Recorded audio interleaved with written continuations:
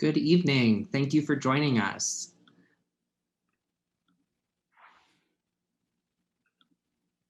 My name is Charles Hoagland, and I'm a dramaturg at the Huntington Theater Company.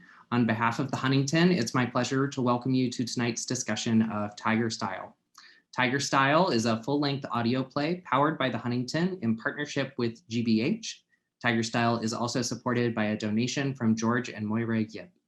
Since its launch in February, Tiger Style has been listened to by thousands of audience members, both for the play and for a companion series, Exploring Tiger Style, which has 4 episodes available on our website and also anywhere you listen to podcasts. Tonight, we feature a conversation moderated by Exploring Tiger Style host and curator, Regine Vital, manager of curriculum and instruction for the Huntington Theater Company. Before we begin, we'd like to acknowledge that our physical spaces stand on the occupied homeland of the Massachusetts people. We honor and respect the many Native peoples who are connected to this land, past, present, and future, including the Nipmuc and Wampanoag peoples. Our program this evening will be run as a webinar, meaning that those of you in the audience won't be visible to the panelists or one another. However, we invite you to ask questions throughout the panel using the Q&A feature at the bottom of your screen. All of the questions can be viewed by our panelists first, and then will be made available to all attendees. And now it's my pleasure to welcome Regine Vital. Hello, thank you for that introduction, Charles. And thank you everyone for joining us tonight. I'd like to start first just with an acknowledgement of the fact that we had a particular program planned, and in light of recent events, I think it was necessary for us to kind of change tack a bit. So tonight's conversation was originally intended to discuss the teaching of audio theater using Tiger Style and audio play as kind of the focus of the conversation. However, in light of the events in Atlanta this week, I feel, and all of us on the panel feel, it would be wrong to simply proceed with the discussion as scheduled. Firstly, in response to anti-Asian and anti-Asian American violence, the Huntington Theater Company stands in solidarity with the Asian and Asian American communities of Atlanta, the communities here in New England, and communities across country. We must all work together to end anti-Asian discrimination, dehumanization, and violence. We uplift the following organizations who are raising awareness, providing education, and directing aid. Those organizations will be in the chat for you to follow up with and engage with as you see best. On a personal note, I would like to say that the murders of 8 souls, 6 of them Asian women, is not simply the result of a bad day. It is the result of deep-seated racism, xenophobia, and misogyny born out of white supremacy. These are virulent and persistent aspects of the society we live in. We cannot and should not minimize or diminish what the massacre in Atlanta is. We will not blame or shame the victims, 4 of whom have been identified: Delana Ashley Yoon, Paul Andre Michaels, Zhao Ji Tan, and Dao Yufeng. We say their names and seek to uplift their families and communities at this time. We also keep in our thoughts LCSR Hernandez Ortiz, who was injured in the attack and is currently being hospitalized. We cannot and should not ignore or turn away from the reality that these incidents of discrimination and violence are neither isolated nor extraordinary. We must condemn the behavior as well as the thinking, the rhetoric, and ingrained prejudice which allows these horrible acts to occur. We must acknowledge that Asian and Asian American communities in this country are hurting and have been for a very long time. We must not be silent about it. We must stand with them now and always in the face of such horrific and historic treatment. Tonight, we are joined with by the playwright of Tiger Style, Mike Lew, and cast member Francis Jue. I'd like to invite them to join me now in this moment. If you would come onto the camera. And I know this is an incredibly raw moment for you. We've spoken about it, and it's an incredibly raw moment for your communities. And I would just like to give this time, I would like you to take this time. And if there's anything particular you want to respond to or any comments you want to make before we begin the discussion, the floor is yours. Mike, if you want to start, and then we can hear from Francis. Yeah, thank you so much for having us. I just think that we had set out to kind of have a craft conversation and consider sort of the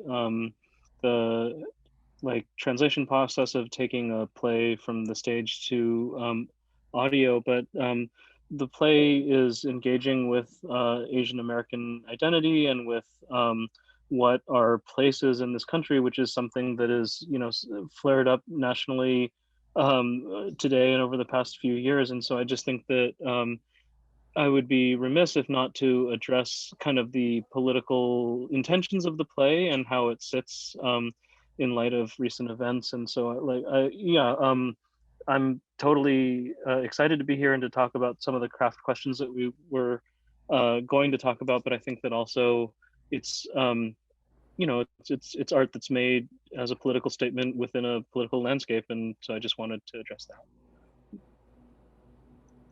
Yeah, thank you, Regine, so much for at the very last minute switching things up to allow us to acknowledge what happened in Atlanta, and not just what happened in Atlanta or in the last year with the enormous surge in aggression and hostility and violence toward Asians in this country, um, but to acknowledge that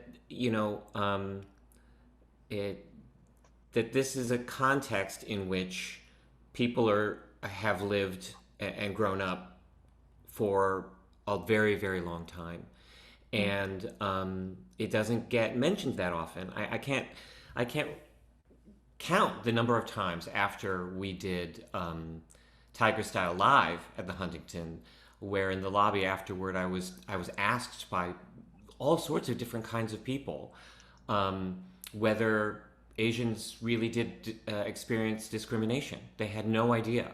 This was new information for them, and so I am grateful for this opportunity to actually acknowledge it and to um, and to underline what is actually a very important part of Mike's play, which is not just how um, Asians in this country experience aggression and hostility and othering and sometimes violence, but how we internalize it as well. The characters in the play don't just get assaulted by all of that experience. They actually incorporate it into the way that they see themselves, see their relationship to the world, and it strikes me that that actually has a lot to do with the craft of the play, with how Mike came to write it,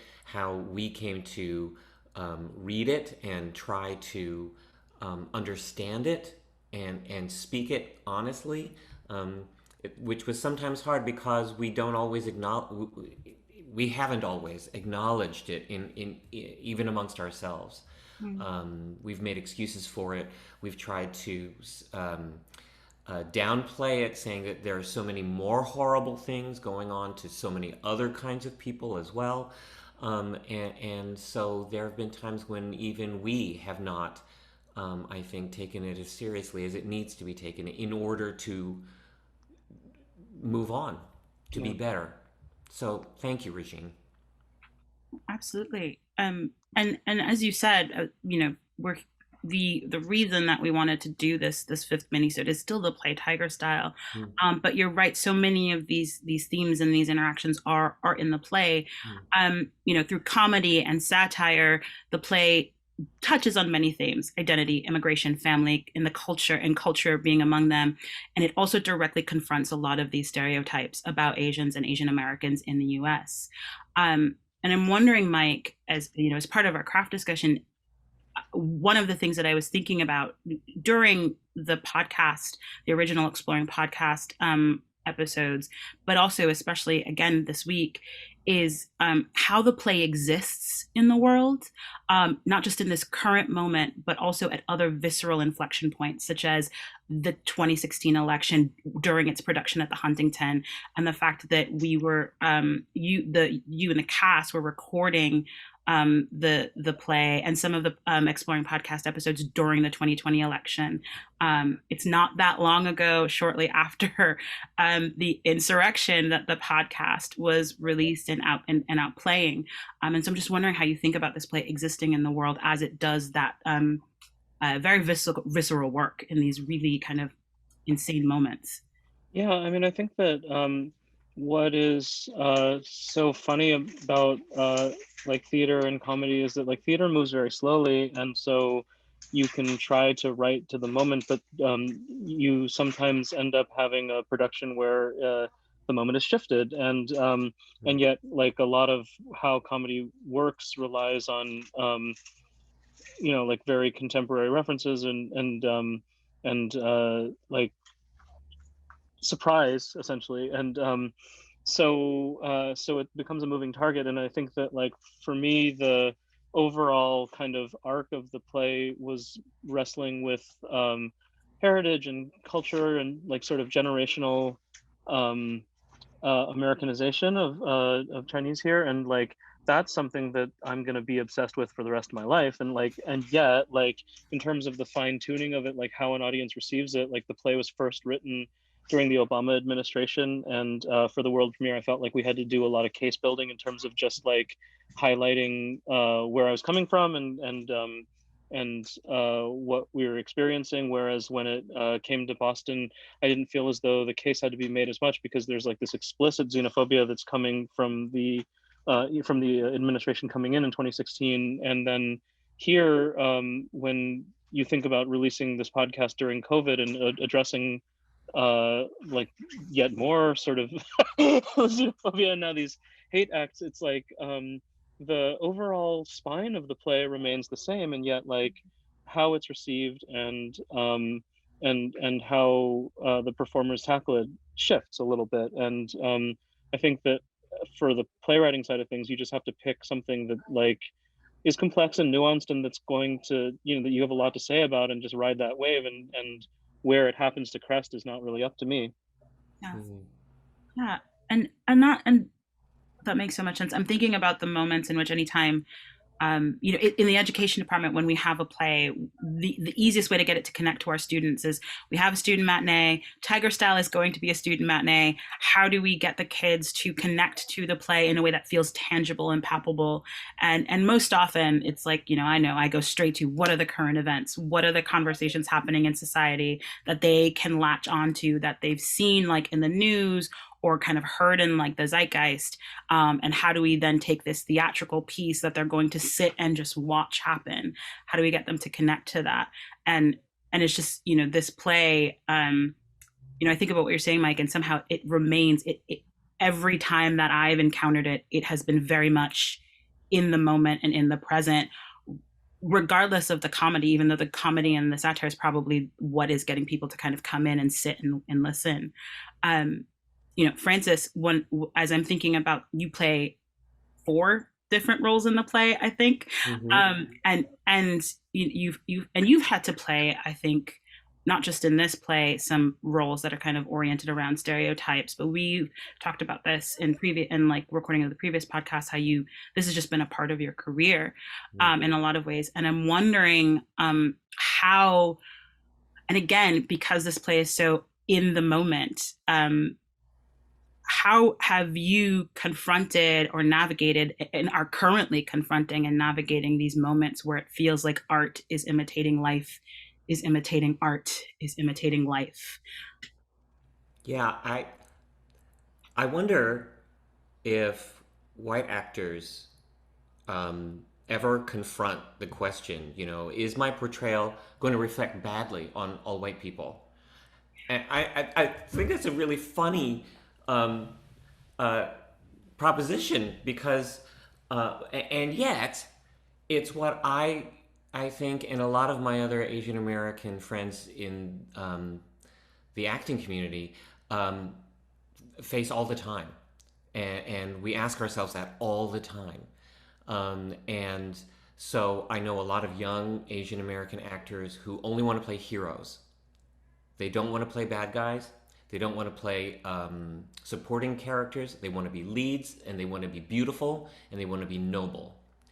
And I think that we each, have the right to choose what kind of career we have, but at the same time, um, if those are the parameters of the roles that you're considering, that's a very small or narrow section of humanity, let alone opportunity, the number of jobs in the industry.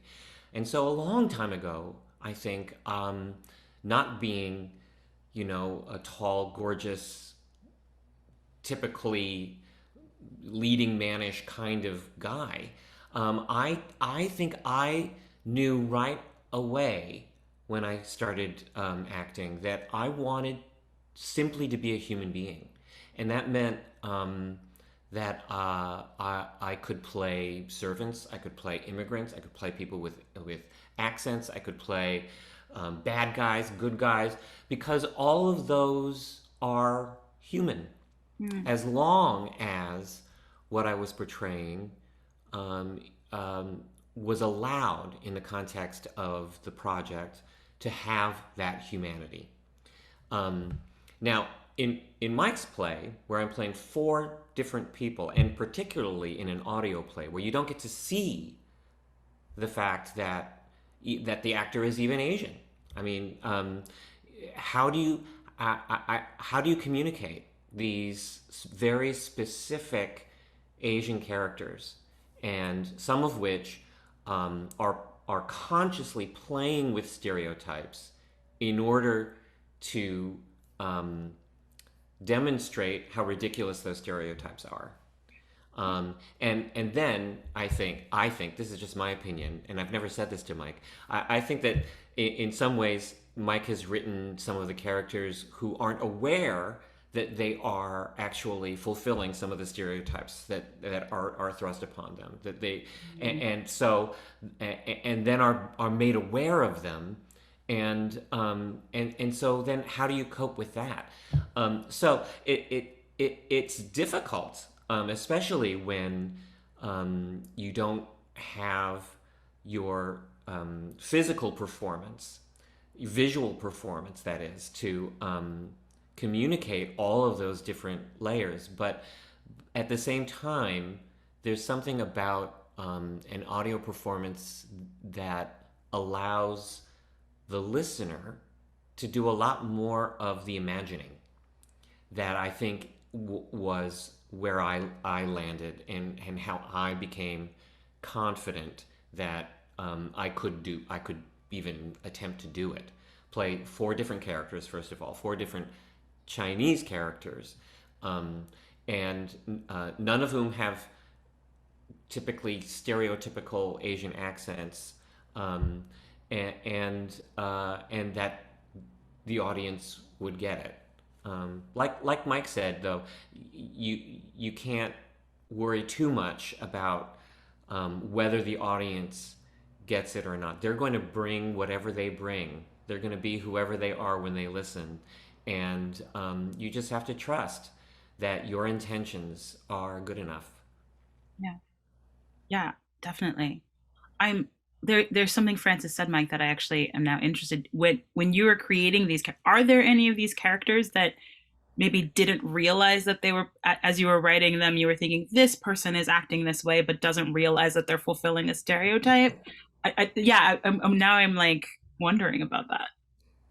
I mean, I don't think that I was trying to write in terms of like stereotype or not. I mean, like, let me say, like, the overall play is attempting to approach and then flip stereotypes, and yet like the individual characters, I think, are, I'm trying to, inhabit a humanity, as Francis said, that like is whole unto that person, so that they, because I think that it's kind of thankless if you're having to act like, something 2-dimensional, and like like, so I just like try to write people that you can find that sort of central core in and hook onto.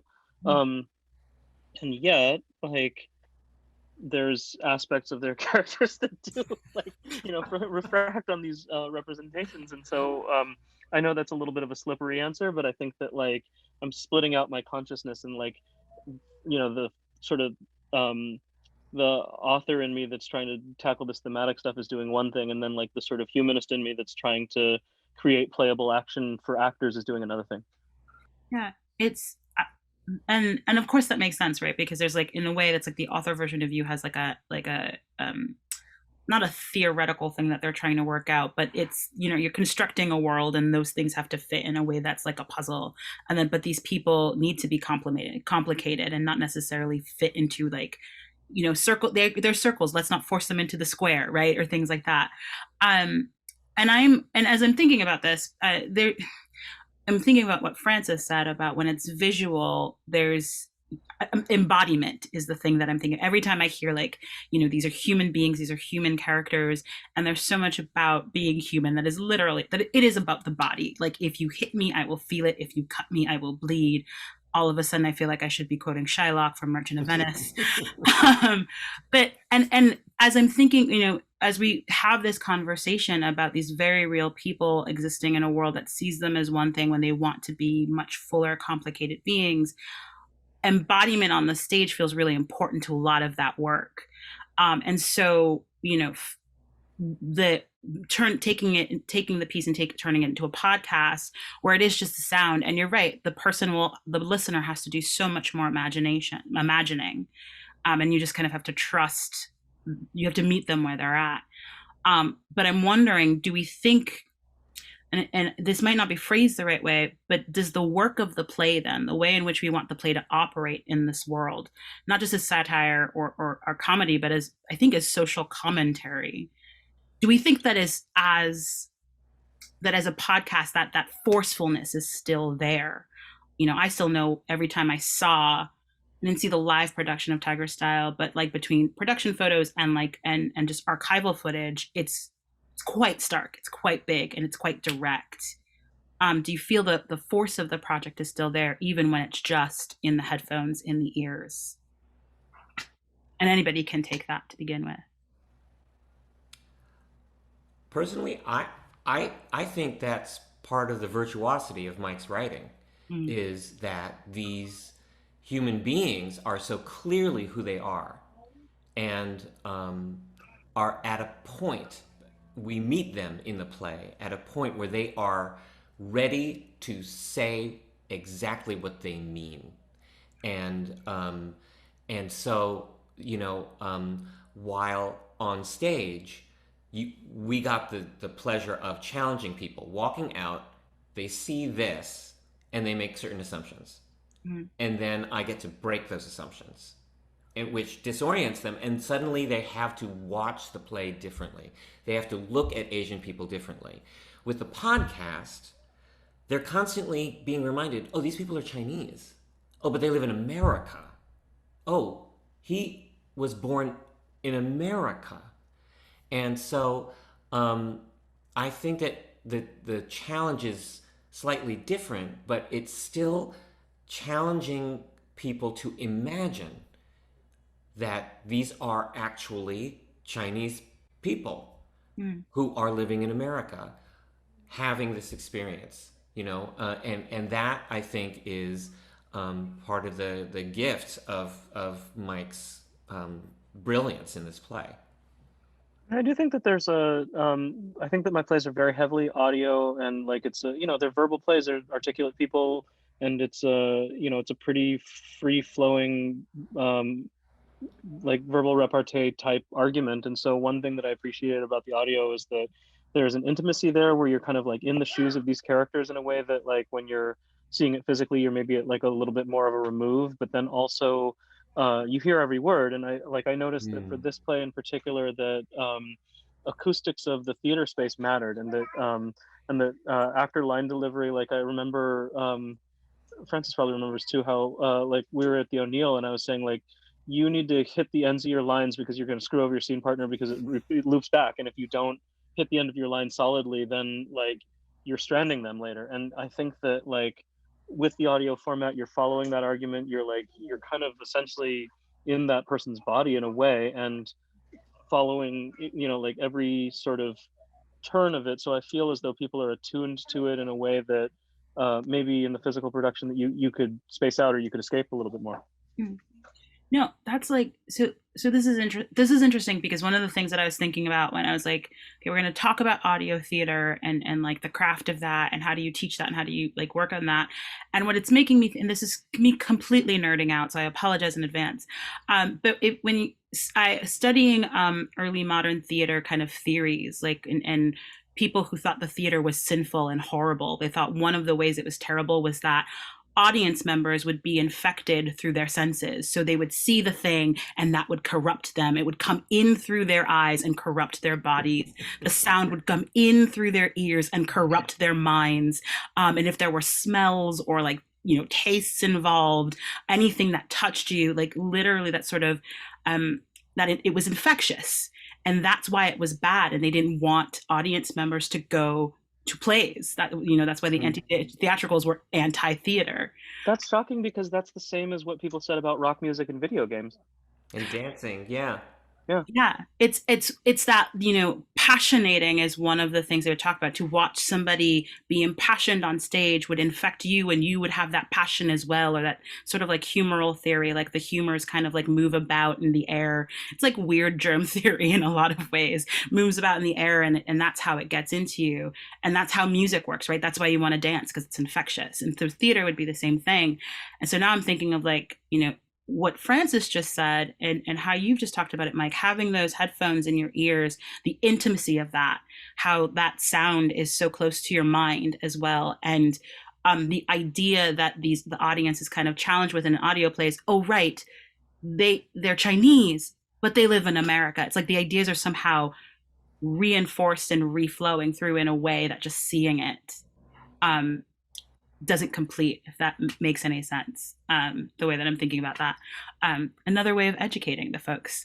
And speaking of educating, I'd like to actually bring in a teacher and a student right now. We have with us Marisa Jones, who teaches at Roxbury Community College, and Shameeka Morena, who is one of her students at Roxbury Community College. And I'm just, want to bring them into the conversation so this can be a little bit more full. Marisa, you had assigned the podcast as part of an assignment for your students at RCC, and I'm just wondering if you could talk to us a little bit about what prompted you to assign the podcast as something for the students to work on. Sure. So I teach an intro to arts class this spring. I'm normally a theater teacher at RCC, but because of our need to transition, and this spring we were pulled out of the classrooms and back into remote learning in order to address all of the things happening with COVID-19. I had this opportunity to try out a new class, and it's heavily visual arts in the beginning of the course, because that's really the way the catalog describes the class. And so I knew that this broadcast was coming, and I knew Tiger Style is going to be a radio play, and it felt like such an important opportunity for my students, because really during this time, I don't have a way to bring them anywhere. Normally, I would love for them to see a live theater production. If this were happening, a year from now, I hope that means, we'll be at the MFA or traveling around Boston to see important cultural sites. But this was existing in the right time. And so we pivoted a little bit in our class, and we took the opportunity to listen. And the one thing I will say that I don't think I realized before this opportunity is that radio plays provide access in a way that I never really thought about this before. And I can let Shameeka speak a little bit about this as well. But sometimes it's hard for my students to get to the places that I want them to be. Sometimes it's hard for them because they have their own children who have things happening in their lives, or almost all of them are working at least one or two jobs. And so here was an opportunity, and I was saying, you don't have to go anywhere. this is arriving to you in your home, and it's completely accessible to you. So it's really an exciting opportunity for my students during this course. Absolutely. I think access is definitely one of the things that, I remember talking to Mike and Francis and other folks on the podcast that they were really excited about as well. And Shameeka, I'm wondering, I know we were talking a little bit before, and you mentioned that you've taken theater classes. Maybe I believe you do some theater. Had you listened to an audio play before? Is this the first time you've heard a play, just the sound? First time listening to an audio play. And I actually really liked it. So to touch base on what you said about the sensory part of it, like it does evoke your sensory to some extent. Like if they're talking about food, it makes you think about that time when you had food. So it does evoke all those senses.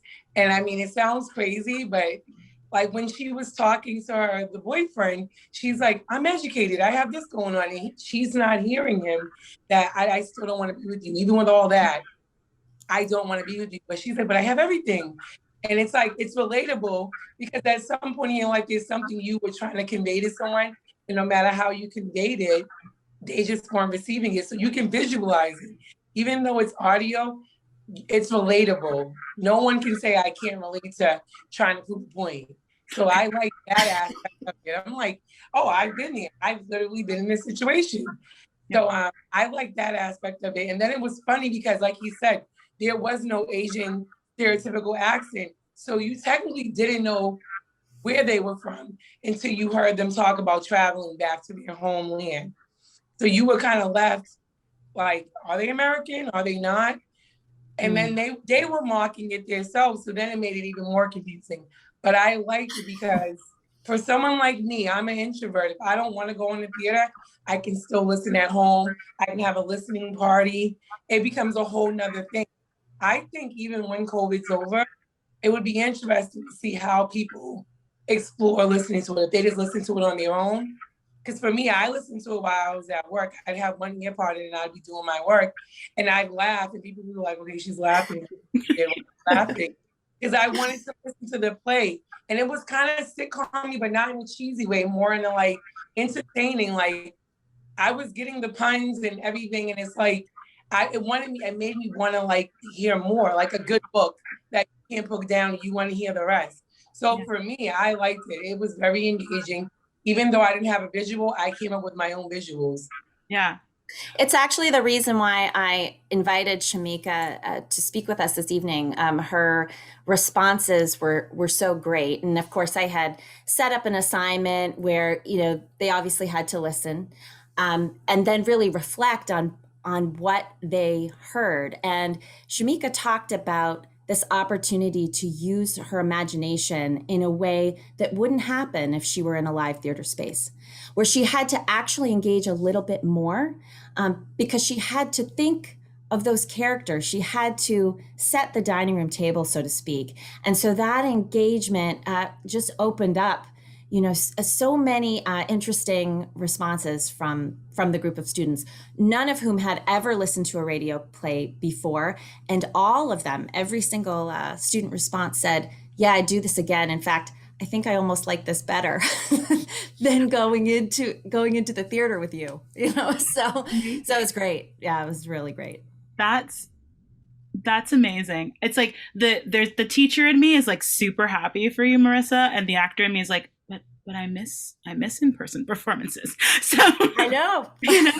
I was surprised. I was really surprised. And then I was so grateful that this came about when it did.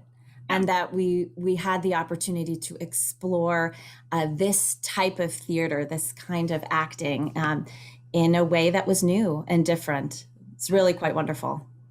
I'm thinking about this of using our imaginations, and I think for Mike and for Francis, you're always using your imagination, right, Mike, as he's like writing these words so that the characters feel full and complicated and human, and the world that they're engaging in is like a world that makes sense.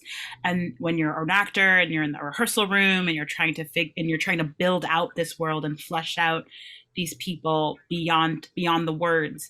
And that's what we go to the theater to see, this world that has been, built for us to see. And yet, what's great about the audio plays now, the audience becomes a much more active participant in that world building. And I wonder if that's one of the things about audio plays that's really great. I often find with students, trying to get them to make sense of the words that are on the page as something that then becomes real is always the trick. That's never quite easy to do. So I'm always using my actor brain to help them out with that. Anybody can jump in on this, but I think I might want to just have Francis start really quickly. Is you were saying before that you had to figure out some new tips and tricks. What were the things that you could rely on as an actor? What were the techniques or modes that felt like, oh, I know what to do with this? And what did you have to make up? Well, what I actually had to make up was really knowing what it was I was saying. And, as opposed to, I can do this funny thing over here on that line, and that'll communicate it. But with an audio play, you really had to hone in on exactly. I am not a method actor, but I do like knowing how a character feels about their body, which informs how they move, how they hold themselves on stage.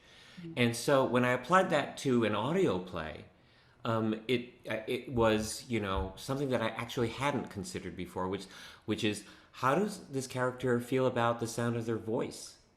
Do they think that they are a successful communicator? How do they use their voice to get what they want? And how many kinds of secrets can you have? And communicate that they have a secret, but they're not going to tell you in their voice.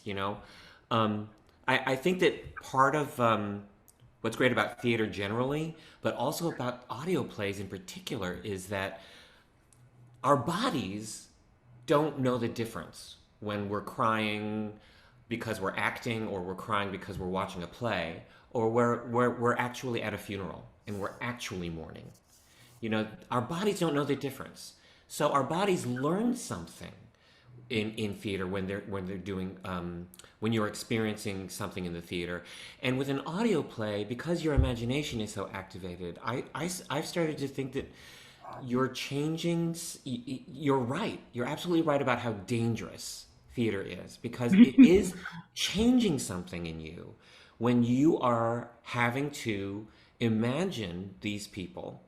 And when they become so intimate with you, and they're Chinese and American, and you can relate to them, and they're Chinese and they're American, there's something that changes in people, especially with repetition, when you're hearing a play or watching a play like that. That's body doesn't know the difference. Yeah, I've never thought of it that way, that your body doesn't know the difference. It just recognizes the feeling and reacts. Takes away the judgment. Say that one more time. It takes away judgment. You don't know who the person is, so you can't judge them based off the physical. All you have is their voice to listen to. And I think even when he started out, when Francis said earlier, xenophobia, if you take that into consideration, if kids that aren't exposed to diversity listen to a play like this and you ask them a question, can you tell me what culture that person's from? That's teaching them right there in that moment that even though you don't know this culture, learn about them versus getting offended or feeling scared because you don't know about them. This play kind of brings that out. You can use it as a teaching moment so many ways. That's what I liked about it.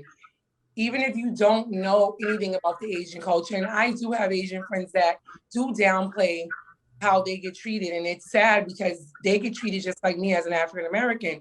So when I listened to this play and I knew they were Asian, but when I listened to it, I kind of laughed because it's like some of my friends when we were younger felt like they had to put on a white accent so they wouldn't get judged. And that's what I liked about it, that not only did they speak about their culture. They joke about it. They're on their own, not someone mocking them. And they made it a thing that everyone could laugh about. But it was a teaching moment because you learn that they're just like you. And if you didn't know that going in that they were Asian, you couldn't judge them. You couldn't say, oh, I'm not going to watch it because it's an Asian pick or something like that. You just watch or you just listen around that.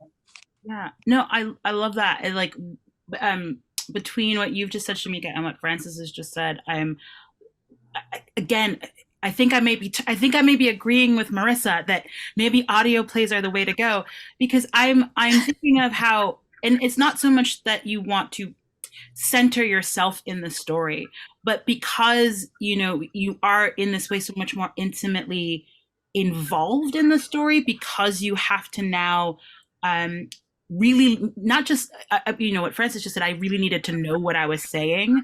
You now actually really need to listen to what is being said, and then let that kind of reality kind of pop up in your imagination as it's happening. And if you do that, that laughter, for example, Shameeka, that's your body reacting, right? Not judging the humor and just reacting to the humor. And now you're sharing that moment with that character.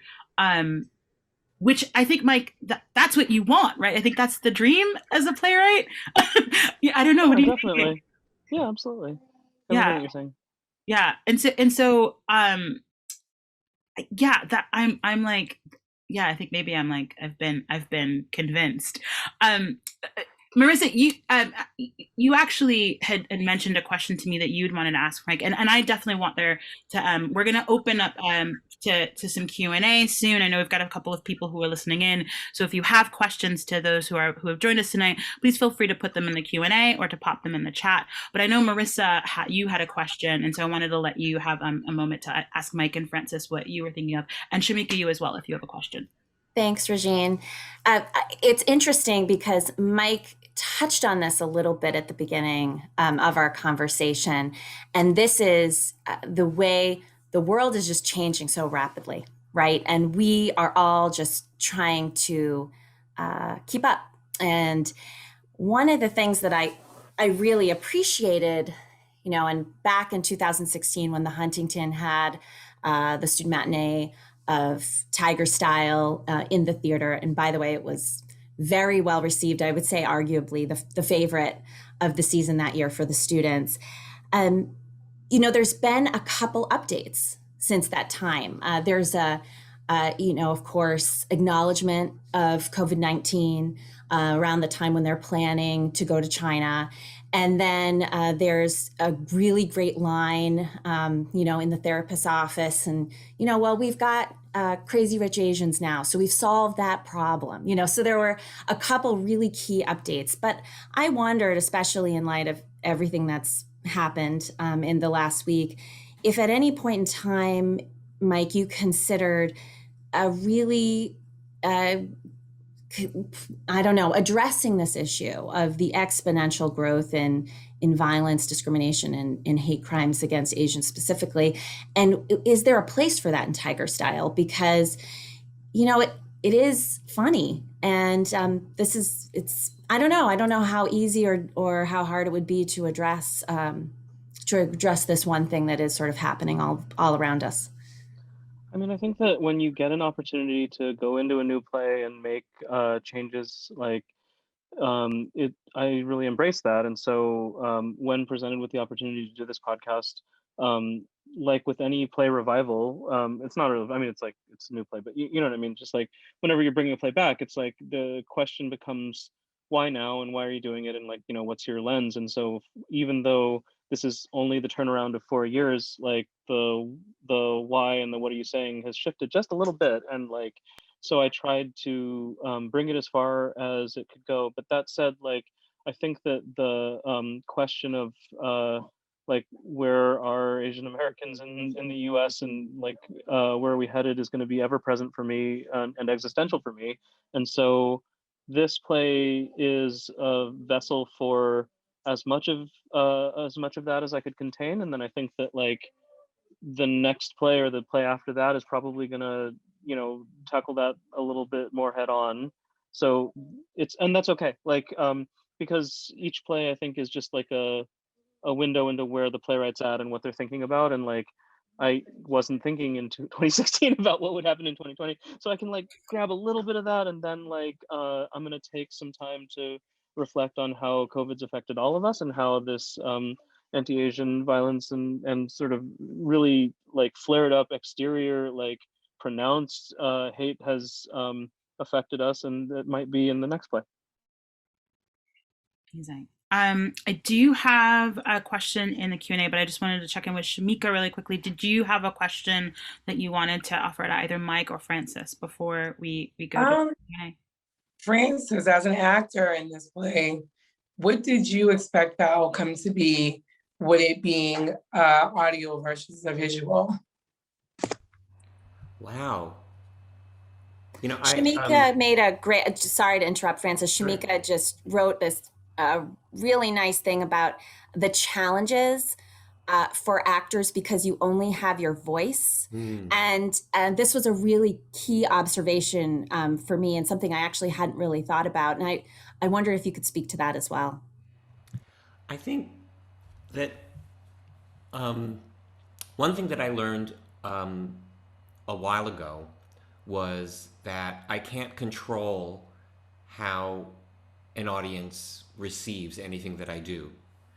And so I just have to mean what I mean as much as possible, and then let them interpret that. Let them redirect that or receive that or deflect from that, and that's their experience. That's why they're there.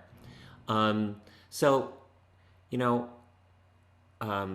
I'm so fond of this play and of the company that performed it that, I was just happy to be sitting in my closet recording it with everybody. That, I didn't have expectations of outside of my closet, actually. It's a really good question, Shameeka.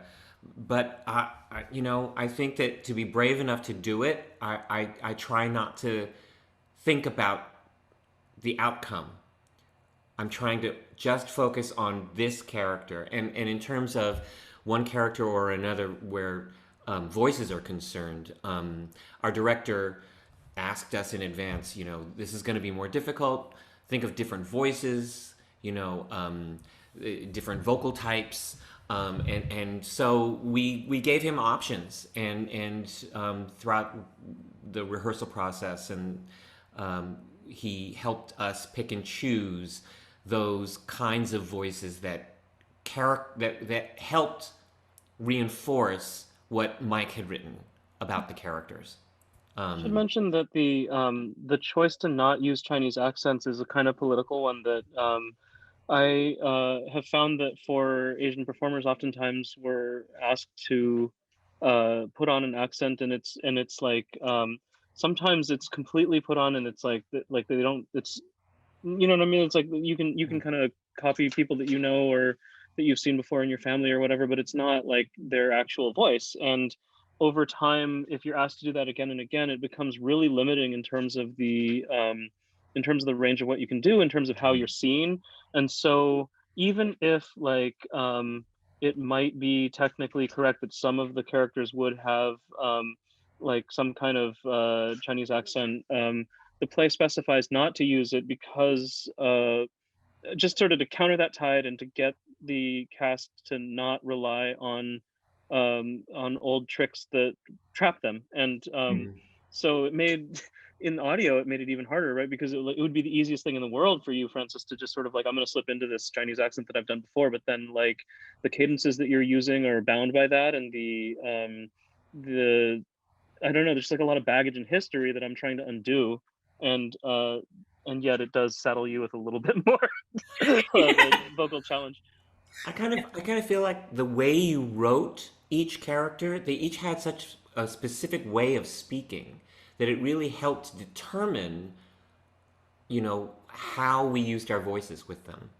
And it's rare to find a playwright who doesn't write, all of their characters sounding like the playwright, or all sounding the same way, because the playwright's sense of humor is this way, so they all joke in the same way.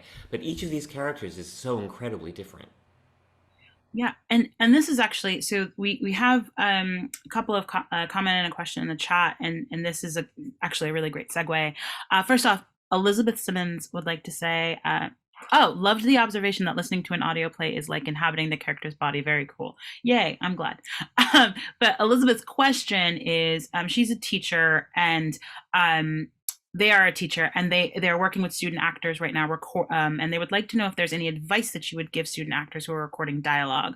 Currently, they are directing an Edgar Allan Poe radio play and want the students to be able to imagine the given circumstances more easily. And I don't want to put words in your mouth, Francis, or in Mike's mouth, but it sounds like one of the things that maybe you're saying is, like, you got to make sure you read really deep in order for the intention to be really clear. Truly. There are so many clues, and this maybe is a reflection of the fact that, when I was younger, I thought I'd only get cast in Shakespeare plays. That's the only place they were doing non-traditional casting. So I did a lot of studying of Shakespeare verse and analyzing speech, and but I think even with contemporary writers, they write in very specific ways, and so it's more than just pay attention to punctuation. It's why is it written exactly that way? Why is it elided to I'm as opposed to I am?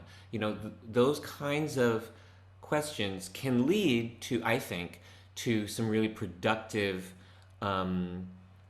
solutions in terms of understanding the character well enough to speak for them or speak as them.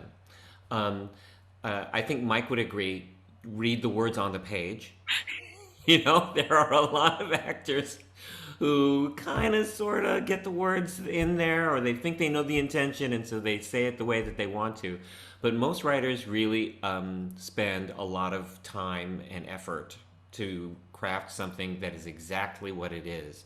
So I think my job as an actor is to figure out precisely why it's written that way. And just as this is a follow-up, as you were kind of, once you've kind of made that distinction, why is it written this way? Mm-hmm. How then do you make decisions about that following characterization? I mean, there will be clues in the text, right? But then there are the decisions that you have to make, which might not be in the text. How would you guide a student actor who might just be learning this stuff, right? What would be maybe the first two things that you would, okay, now you've read it, here's the next two things you want to make sure you do to feel confident about this world? Well, the first thing that comes into my head, and I didn't learn this till very late in life, but you are enough. Therefore, your voice is enough. Your voice is your voice. So use your voice. You don't have to put on a voice. You don't have to use an accent. If you're feeling those kinds of expectations, just remind yourself that you are enough because you're a human being. So get to know your own voice, get to know yourself, get to know not just what your assets are, your best qualities, but where you need to learn something. Are there things that you love and things that you love to hide? Get to know yourself really, really well, because that's your instrument. And an audio play, never more. Because you've just got your voice. Right. So get to know yourself. Get to know yourself through the character. What do you have in common with the character? What do you like about the character? Even if it's an evil guy, if it's Edgar Allan Poe, there are going to be plenty of creepy, suspicious guys and gals and whatever else. But what is it that you enjoy about them? And maybe get to know what that character enjoys about themselves, and what it is that they're trying to hide, that they don't like so much. And whenever you, and then the second thing that occurs to me is know what it is that you want and then figure out how you're going to get it. That's how you build relationships, is knowing what expectations you have of each other. And when that person doesn't do what you want, then how do you get them to do what you want? And different people have different ways of getting what they want. And so it's a lot of fun figuring those things out. Awesome. Thank you so much. Something that occurred to me was just that I think that the reason why we were able to do such an abbreviated process with this is because you'd worked with most of the actors before and had like a real inherent trust with them. And so it might be hard. I don't know how this recording is happening, like whether it's all individual, but I think that you have a real shorthand with your scene partners and you're trusting them and you're setting them up. And like, so you're doing this character work that's independent to you and that's truthful to the character, but you're also really cognizant that you're out there with other cast members and you're making them look good and you're setting them up. And so I think that that's a really strong aspect too, that if you're in a style that's married in terms of the, you know, to each other and to the world of the play, that you're bolstering each other. And I think that's really important for student actors too, to trust and set up their scene partners. Yeah, absolutely. I think that's great. I think sometimes the solitariness of doing it this way can sometimes, that's what I miss about the rehearsal room, is like being in that energy with the person in the same space. And sometimes when you're solitary and trying to like make that happen, it's a little bit tricky to remember it. But absolutely remember, you're setting up your scene partner to look good and they're doing the same thing for you, and that can be really helpful. I am aware that we're coming close on time. I don't think there are any further questions in the Q&A. I'm just double checking really quickly. If somebody does have a quick comment or a quick question, please feel free to pop it in. I know that one thing that I would like to ask before we close, because this has been great. I'm so glad that Shameeka could join us to talk about listening to the audio play, because it sounds like exactly the thing that we were hoping for. And I'm glad that Marisa's here. And obviously it's always great to talk to Mike and Francis. But because, you know, where we started, I don't want to forget where we started at the top of this. And I'm just wondering, thinking about the podcast, thinking about plays like Tiger Style, and thinking about the education work that we do, not just in classrooms, but in rehearsal rooms, on stages, for our audience. Now that I'm thinking just so much more clearly about this idea of having an audience member be this much more active in the work of the play, do we think that these kinds of modes are helpful in the conversations we need to have as a society? I'm thinking of the Tiger Style provoking people to think, oh, let me imagine what it would be like to be Jennifer or Albert and what that means, and recognizing where actually we have this in common, or recognizing what is different and not judging it.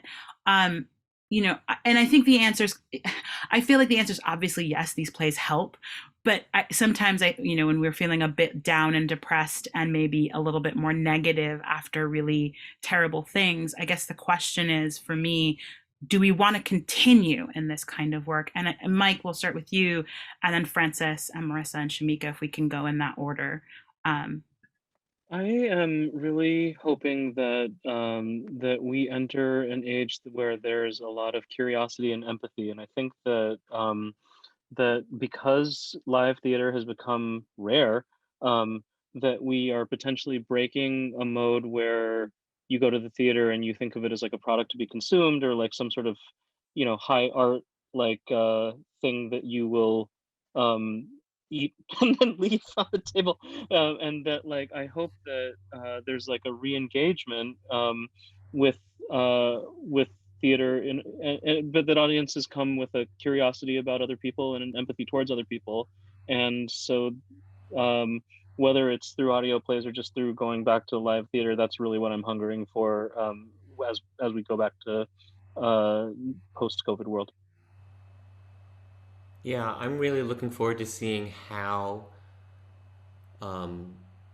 we respond when theaters can reopen to what just happened, and whether we choose to respond or not.